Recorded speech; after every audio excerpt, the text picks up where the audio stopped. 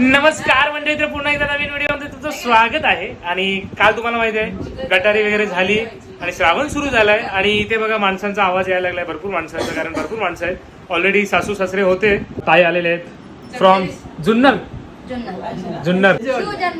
शिवजन्मभूमी जुन्नर मधून. येस. आणि श्रावण महिना चालू झालाय, उपवास आहे बऱ्याच जणांची, स्पेसिफिकली ताईंचा उपवास आहे. सो पूर्ण महिना उपवास आहे. काय बोलते? रात्री जेवायचं पण रोज ते पण संध्याकाळी जेवायचं. पूर्ण महिना अच्छा, पूर्ण दिवस जेवायचं नाही, रात्री जेवायचं. आणि पूर्ण दिवस पाणी पण नाही प्यायचं.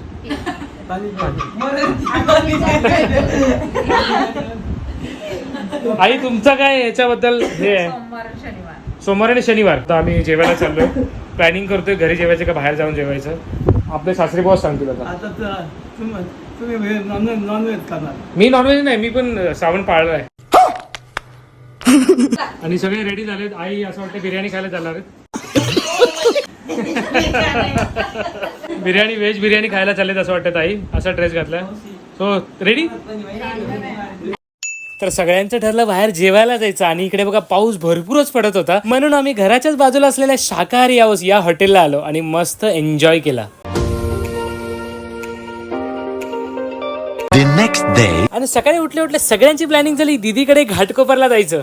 कालच हे लोक रात्री आले, टाइम पण जास्त स्पेंड नाही झाला, गप्पा नाही झाल्या. सो आम्ही विचार केला घाटकोपरला जाऊया सगळेच. येस. सो ट्रेननी चाललोय आम्ही सगळे.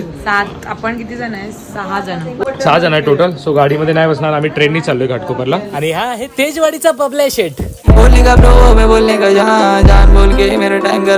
आणि बाय द वे बबल्या आहे जुन्नरचा आपला रांगडा गडी. बैलगाडा शर्यत जोरात असतात त्यांच्या. या गावाला दाखव सगळं दाखवू बैलगाडा.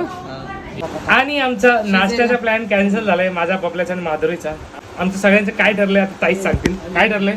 साबुदाणे वडे खायचे. यस. आम्ही पण उपवास करतोय, शनिवार पकडायचा. सो आता मस्त साबुदाणे वडे बनणार आहेत. मस्त बाहेर पावसाचं वातावरण चाललंय.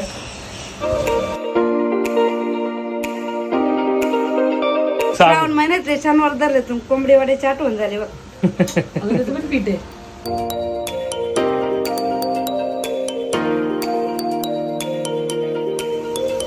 वड्याबरोबर केलेली चटणी.